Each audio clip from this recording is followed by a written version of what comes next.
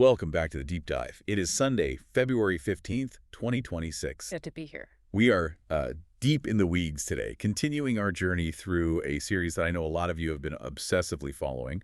We are talking about AI futures, which is the serialized analysis by Jafar Humayun. That's right. Specifically, we are cracking open episode 29.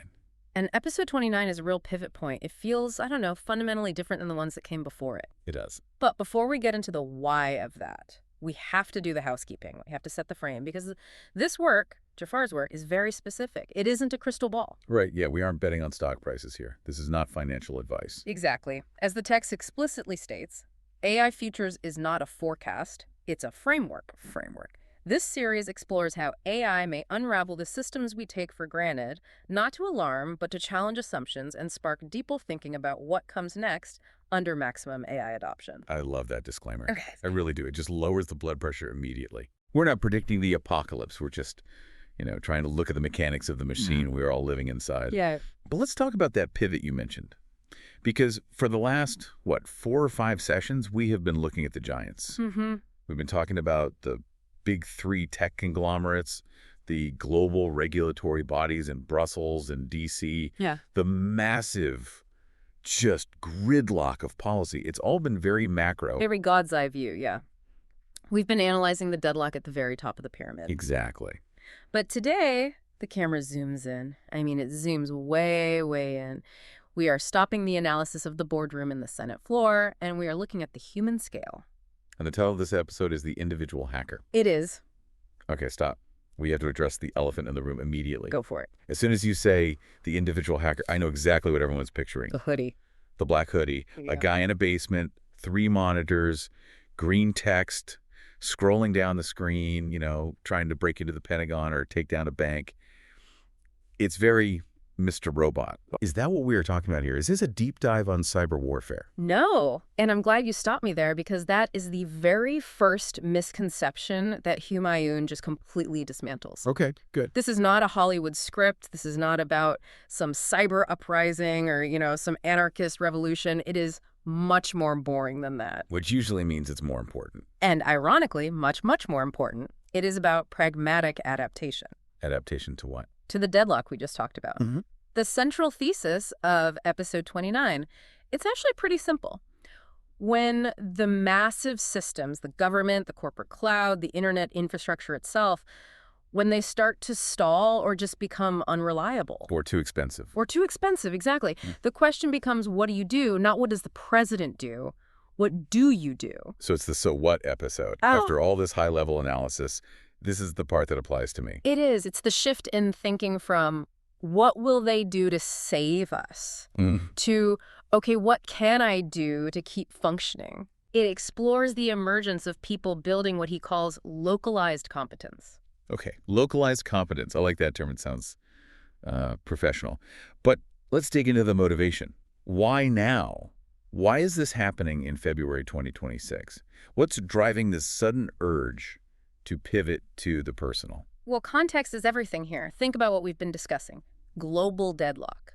You have these unbelievably powerful AI systems, but they're concentrated in the hands of, a few companies? Right, the big 3. And they're being regulated, in quotes, by governments that barely understand them. Right. And because of that friction, that tension, things are slowing down. We've seen it. Features get rolled back. Prices for API access spike out of nowhere. Privacy policies change overnight, and suddenly your data belongs to them in a new way. Yes. And we've all felt that, right? Yeah. You build a workflow, maybe your whole small business around a tool, and then boom, the terms of service change, or the server goes down for a day, or the price just doubles. You feel dependent?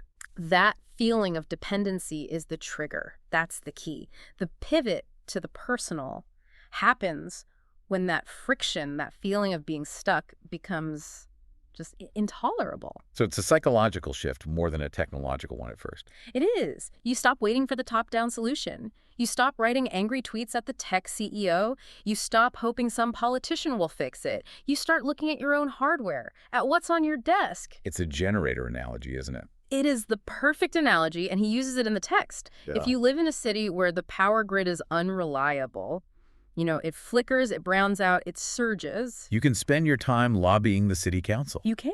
And maybe you should, and maybe they will fix the power plant, in 10 years. Or Or you can go to the hardware store and buy a generator. exactly. But the generator doesn't fix the city's power grid. No, it doesn't. And this is a crucial point in the source material. This individual hacker movement, it isn't trying to fix the world. Buying a generator doesn't repair the main grid. It doesn't solve the energy crisis for your neighbors, but it keeps your refrigerator running. It keeps your lights on. It creates what Humayun calls a competence pillar. A competence pillar. So in a sea of incompetence or gridlock, you just build a little island where things actually work. That's it. It's about reclaiming agency in your immediate environment. It's carving out what he calls a possibility space, an area where you have total control regardless of what the giants are doing. Okay, I get the philosophy. It's like doomsday prepping, but for your digital life, and hopefully a little less paranoid. Little, yeah. But let's get technical, because if I'm listening to this, I'm thinking, okay, I want a generator. I get it. But what is the AI equivalent of a Honda generator? We're not talking about building a data center in my garage, are we? Definitely not. No, you don't have the budget, and you certainly don't have the liquid nitrogen cooling systems. We're talking about micro AI. Define that for us. What are the specs on a micro AI in 2026? Micro AI is defined by its constraints, specifically the constraints of consumer hardware. My laptop. Your laptop. It is the practice of running open source large language models, so things like Llama, Mistral, or some of the TinyGPT variants, directly on your own device. A high-end laptop, a desktop with a good graphics card. Or even an edge device, yeah. Okay, so this brings us to that phrase I see thrown around all the time, especially on tech Twitter. Inference at the edge. Edge inference, yep. It sounds cool, but what does it actually mean? Explain the mechanics of inference to me like I'm a smart person who just doesn't happen to work at NVIDIA. Okay, simple breakdown. Training is when the AI learns. That's the part that takes massive supercomputers and months of time. That's the $1 billion part of the equation. Right, building the brain. Building the brain. Inference is when the AI actually works. When you ask it a question and it gives you an answer, that process is inference. It is taking the math it already learned during training and applying it to your specific prompt. Okay. And usually when I use one of the big cloud models, that inference is happening in a giant data center in Virginia or Oregon or something. Correct. You send your text to the cloud. A massive server rack processes it. It sends the answer back down the pipe to you. That is what Humayun calls metrical intelligence. Metrical intelligence. You are renting the intelligence by the token. You're paying the toll every time you cross the bridge. You're paying the toll, and just as importantly, you're exposing your data. Inference at the edge moves that entire mathematical process to your local chip, to your graphics card. But wait a minute. Those models in the cloud are hundreds of gigabytes. They're enormous. My laptop has, what, 16 gigs of RAM? Maybe 32 if I really splurged. Yeah. How does a massive brain fit into such a tiny box? That is the core technical breakthrough of the last 2 years. That is why we're having this conversation now in 2026 and not in 2023. Okay. The source material highlights two key concepts here: optimization and quantization. Quantization. That's a $5 word. Sounds complicated. It sounds scary, but the concept is actually pretty simple. Imagine you have a digital photo. You can have a super high-resolution raw photo file that's, say, 100 megabytes. Sure. Or you can have a JPEG of that same photo that looks almost exactly the same to the human eye, but it's only 2 megabytes. Right, you compressed it. You compressed it. You threw away some of the data that you couldn't perceive anyway. Quantization is a bit like that, but for the AI's brain, it lowers the precision of the numbers in the neural network. Oh, okay. Just enough so the whole model can fit on your laptop without making the AI noticeably stupid. So you are essentially running a compressed genius on your own metal. So I sacrifice a tiny, tiny bit of IQ. For what? What do I get in return for that trade-off? You get two things. You get sovereignty and you get RAG. A RAG. Retrieval Augmented Generation. Yeah. Another one of these acronyms. We need to unpack this one thoroughly because Humayun seems to treat this as the absolute cornerstone of the individual hacker. It is the game changer. It's the killer app for local AI. Okay, so what is it? To understand RAG, think about how a standard LLM works. It's like a student who memorized the entire library, but they took the final exam 2 years ago. Okay. They know general facts. They know who Napoleon was. They know how to write Python code, but they do not know you. They don't know the content of your emails. They don't know about your company's proprietary market report from yesterday. Right. If I ask a cloud model about my specific project, Yeah. it just hallucinates an answer because it's never seen my data. Exactly. Now, you could upload all of your private documents to the cloud model. But then I'm giving all my secrets to the giant. My intellectual property, my personal data, everything. Precisely. And that's the trap. That's the dependency. RX solves this problem locally. How? Imagine you have a folder on your laptop's hard drive. It's filled with PDFs, financial records, personal journals, sensitive code, whatever. RAB is a process where your local AI takes your question, first searches through your specific folder, finds the most relevant paragraphs from your documents, and then uses that specific information to write the answer to your question. So it's like an open book test, but the book is my private diary. And the teacher never leaves the room, the data never leaves your laptop, the retrieval happens on your hard drive, the generation happens on your graphics card. No internet connection is even required. That feels safer. I mean, fundamentally safer. It is infinitely safer. Yeah. It allows for the creation of these secure, offline, domain-specific knowledge bases. You're no longer relying on the general messy knowledge of the internet. You're relying on a curated set of facts that you control and trust. Humayun uses a metaphor here that I really want to dig into. He calls this entire setup, this tool, the screwdriver. Yes. And the key line is, the screwdriver doesn't rebuild the house. Which is such a humble way to frame AI, isn't it? Usually we hear AI described as a god or a demon or a tidal wave, something world-changing. But a screwdriver, that's mundane. It's intentionally mundane. The point he's making is entirely about scope and scale. If your house has a cracked foundation, let's say that's the global economy, or the roof is leaking, which is political instability, a screwdriver cannot fix that. Right. I can't prompt engineer my way out of a recession. You cannot screw a foundation back together. It's the wrong tool for the job. But if the cabinet door hinge is loose, or if you need to assemble a new shelf, or if you need to open an access panel to check a fuse, the screwdriver is the only tool that works. And it works perfectly for that job. Perfectly. Micro AI, he argues, is for fixing what's within reach. Fixing what's within reach. I feel like that should be the tagline of this entire deep dive. It's a really powerful concept because it lowers the stakes. You aren't trying to build AGI in your garage. You're trying to automate a boring weekly report. You're trying to summarize a 200-reply email thread that you got CC'd on? Exactly. You are using the screwdriver to tighten the loose bolts of your own life and your own work. So who is actually holding the screwdriver? Because theories are great, but I want to see the humans. The source material outlines a few personas, as he calls them, of people who are actually doing this in 2026. Let's walk through them. Yeah, The first group is fascinating because they are born out of pure necessity, not just hobbyism. He calls them freelancers in emerging markets. Give me a scene here. Paint a picture of who we're talking about. Okay, picture a graphic designer in Lagos, or maybe a software developer in Manila. They're competing for jobs on a global scale, working for clients in New York or London.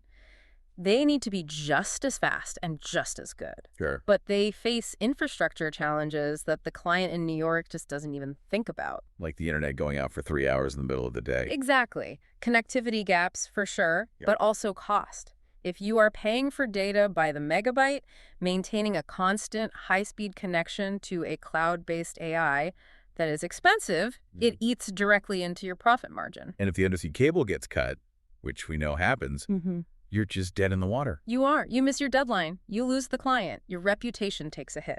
So for them, micro AI isn't a toy. It's a survival mechanism. It's an offline agent. That's the key. They go to an internet cafe with a good connection, they download the quantized model once, and then they go home. They can run that agent locally on their gaming laptop. And do what with it? They can generate code, they can draft client emails, they can create image assets for the graphic designer, all without sending a single byte of data over the network. They have inoculated themselves against the infrastructure risk. That is resilience. I mean, that's a competence pillar in a very literal, practical sense. It is. Oh, yeah, who else? This next one might surprise you. It's the public sector technologists. Okay, I admit I chuckled when I read this in the notes. Public sector and hacker usually don't appear in the same sentence. I'm picturing government tech as, Windows 95 and fax machines. And that stereotype is often true. But think about the incredible pressure these people are under. Imagine you're a mid-level analyst at some government agency.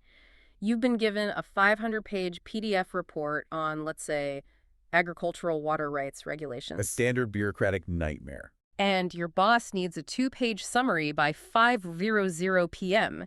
You could just paste the whole thing into ChatGPT or a similar cloud tool. But if you do that, you are almost certainly violating national security protocols. You're leaking citizen data or sensitive policy drafts to a third-party corporation, you could get fired, and you could literally go to jail. So you're stuck. You have to do it the old-fashioned way, manually. Unless you have a local instance. We're seeing these bureaucratic hackers running isolated instances of a model like Mistral on secure, often air-gapped laptops. Air-gapped, so not even connected to a network. Not at all. They get the speed of AI summarization, but because the machine is completely offline, there is zero risk of data leakage. It's a digital clean room environment. No, it's a defensive move. It's about avoiding surveillance and avoiding the security breach. Completely defensive. And the third group is similar in that respect, industrial engineers.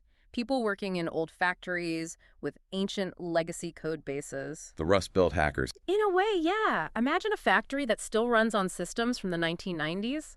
The documentation is long gone. The original coders have all retired. I've heard stories like this. It's terrifying. It is. And now you have to fix a bug in a system that controls a critical robotic arm. You can't put that proprietary code on the cloud. It's a massive trade secret. So what do? I see where this is going. You fine-tune a small local model on the old manuals you can find and the old code base itself. You build a co-pilot specifically for a system that no one else in the world understands anymore. These people. The media loves to slap labels on tech users. They call them disruptors or revolutionaries. But Humayun, he rejects those terms, doesn't he? He does, very forcefully. He calls them localized dampeners. Dampeners, like a shock absorber on a car. That's the exact right mental model. A disruptor tries to break the system. A dampener, on the other hand, tries to absorb the shock of a volatile or broken system. When the cloud price spikes, the freelancer is fine. When the internet cuts out, the industrial engineer keeps working. They are adding a layer of resilience to their own operations. The goal isn't to burn the whole thing down. The goal is simply operational agency. Operational agency. The ability to do your job regardless of the weather outside. That's it. But, and here is where I have to play the skeptic, because this all sounds very heroic. You know, the lone freelancer saving their business, the clever bureaucrat saving time. But are we being realistic here? Is downloading a 7 billion parameter model onto my MacBook actually going to save me? And this is where we have to get into the analytical honesty section of the deep dive. We have to be brutal about the limitations. Please, because it sounds a little bit like prepping. And usually, preppers spend a lot of money on gear they never actually use. Well, the constraints here are massive, and Humayun is very clear about this. First of all, micro AI will not restore middle-class employment figures. If your entire industry is being wiped out by large-scale automation, having a local copy of the automation software doesn't give you your job back. It doesn't fix the macroeconomics. It's a tool, not a new economy. Not at all. Secondly, it does not democratize cognition. Explain that phrase for me. Democratize cognition. Yeah. We hear that a lot from Silicon Valley. Yeah. AI makes everyone a genius. That is the marketing pitch. The reality, according to Humayun, is that micro AI amplifies those who are already equipped. And this brings us to what he calls the cognitive barrier. Okay, let's break this down. If I don't know how to code and I download a coding AI, does that make me a coder? No. It makes you a person staring at a block of code you do not understand. If the AI writes a script that accidentally deletes your entire hard drive instead of backing it up, and you don't know enough Python to spot that critical error, you're in very deep trouble. So the tool is only as good as the user's ability to judge the output. You have to be a good editor. Precisely. And this leads directly to the risk of what he calls misfiring models. Local models are smaller. They are compressed, as we discussed. That means they are, by their nature, slightly more prone to error and hallucination than the giant, expensive cloud models. They might be 90% as smart, but that missing 10% can be dangerous. It can be catastrophic. Let's go back to that government analyst with the 500-page report. Okay. The local AI writes a perfect 2-page summary, but because the model is small, it misses one crucial nuance. It says, the regulation permits X, when the original text actually says, the regulation permits X except in cases of Y. Oh, no. The analyst is in a hurry. They trust the summary because they don't have time to read the full source document. They filed the report. Policy is then implemented based on a subtle but critical hallucination. That is genuinely terrifying. It is. The lesson is, if you are the pilot and the AI is the co-pilot, you have to stay awake. If you start treating the AI as the expert, you will eventually crash the plane. And There is another dependency here, a really big one that we haven't touched on yet, the hardware itself. The upstream dependency. This is the ultimate reality check for the whole independent hacker narrative. Right. You might be running the software locally, totally offline, but who made the chip in your laptop? Probably a company based in Taiwan or California. Right, and who trained the base model that you downloaded for free? Probably Meta or Mistral or Google. You are standing on the shoulders of the very giants you are trying to gain independence from. So you're detached from the daily cloud subscription, but you are still shackled to the global supply chain. You are, which is why Humayun concludes that micro AI builds speed, not scaffolding. And hope, not a new order. It's a lifeboat, not a new continent. A very good way to put it. You know, as we talk about this whole dynamic, this idea that the tool really rewards the people who already understand the fundamental structure of the work, it's triggering a memory for me. It feels like we have seen this movie before. We absolutely have. It's not the dot-com boom. It's earlier than that. You're thinking of the spreadsheet. The spreadsheet, yes. The 1980s, VisiCalc, Lotus 123, Microsoft Excel. It is the perfect historical rhyme. And Humayun dedicates a significant portion of the text to this parallel. It is absolutely worth dissecting. So let's go back in time to 1979. Okay, set the scene. Before the electronic spreadsheet, every decent-sized company had an accounting department. And it was literally a room full of people. They had paper ledgers, they had pencils with good erasers, they had those big mechanical calculators. The ones that printed on a little roll of paper. Exactly. And if the CEO came down and asked, what happens to our projected profits if the cost of steel goes up by 5%? That question was a project. That was a week of work. Minimum. Right. You have to get out the whiteout, erase the numbers, recalculate every single cell manually, double-check for errors, then have someone type it all up into a memo. It was slow, it was rigid, it was expensive. And then VisiCalc drops for the Apple II. The digital spreadsheet arrives, and now you can just change one cell cost of steel, and the entire sheet updates instantly. The what-if scenario, which used to take a week, suddenly becomes free. It takes a second. So what happened? Did the spreadsheet replace the entire company structure? No, of course not. Did it make everyone in the company an accountant? Definitely not. I mean, I still barely know how to use a pivot table. Me neither. But think about who won. This is the crucial part. It created an economic mechanism of selective empowerment. Okay, unpack that. Before Excel, the power was held by the senior manager who approved the budget. After Excel, the functional power shifted to the junior analyst who could model the budget in real time. The Excel wizard. We all know one. The person who sits in the corner and runs the macros that nobody else understands. That person suddenly had enormous leverage. They could simulate 10 different futures in a single afternoon. They could answer questions the CEO hadn't even thought to ask yet.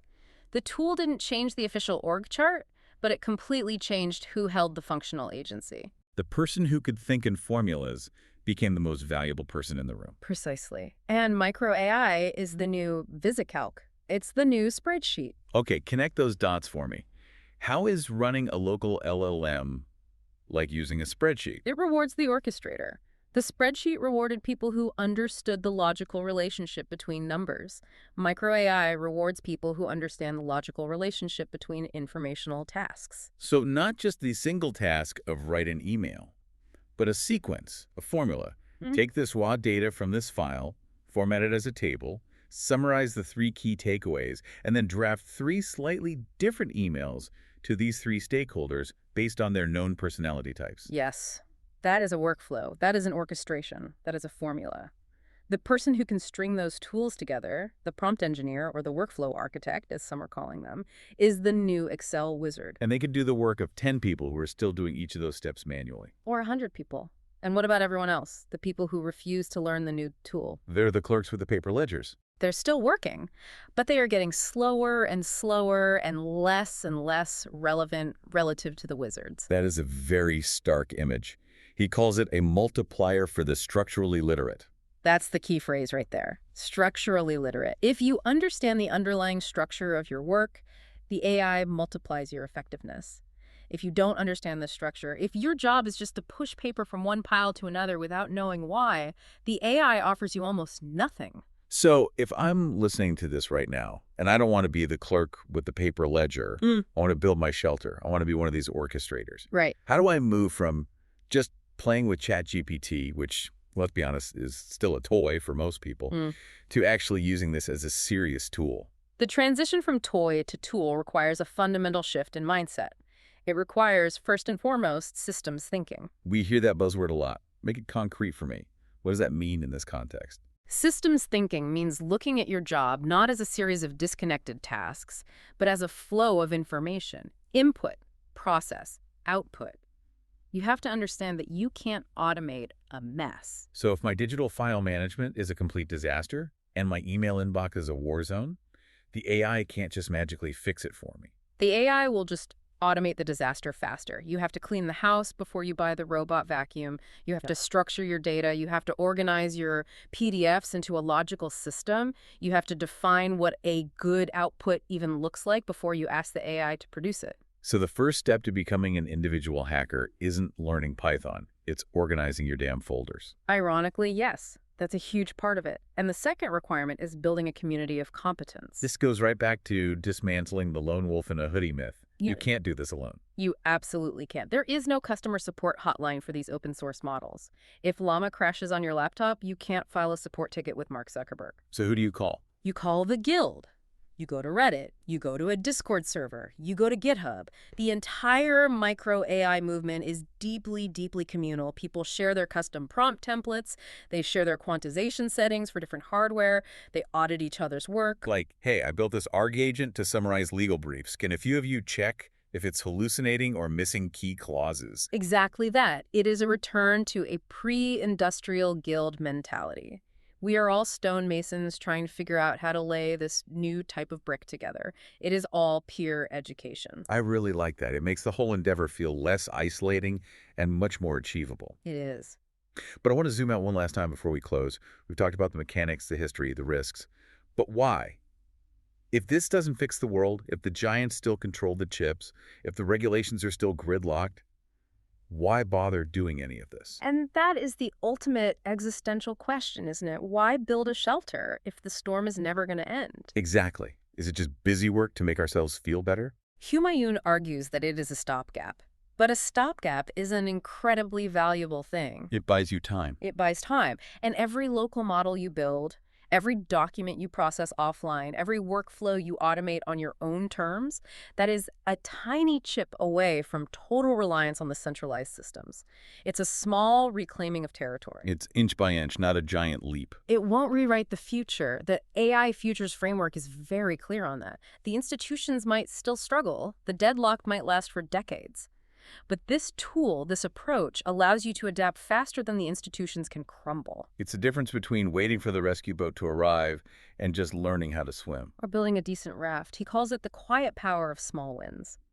In a world filled with forces that are simply too large to confront directly, you can't fight OpenAI, you can't fight the EU Commission, the simple act of reclaiming a sliver of your own control, that is a victory. A victory of intent. And a victory of craft. That is actually really profound. It completely changes the definition of success. Success isn't, I disrupted an entire industry. Success is, I own my own workflow today. Precisely. That's the whole game. So we have covered a lot of ground today, from the quantization of models to the history of the spreadsheet. But we always like to leave you, the listener, with something to chew on, something to take with you into your week. We do. And today, the question is all about that agency we just discussed. Here's a provocation. In a world where the forces of change feel too large to confront, is the act of reclaiming one's own agency through a local model a small victory or the only one that truly matters? That is the question to sit with. We are going to let you do just that. But we've not done with this series. We have one more episode. We are heading to the finale. The big one. Up next, Episode 30, Optimization versus Invention. And this really is the philosophical capstone to the whole series. We're going to examine the ultimate boundary. We spent all this time talking about what AI can do. It can optimize, it can summarize, it can calculate. But now we need to talk about what it can't do. The hard limits. The hard limits. Why AI can optimize what we already have, but may never, ever be able to create what doesn't already exist. I cannot wait for that conversation. It sounds like the perfect ending. Until then. Stay tuned, stay curious, stay systemic. See you next time.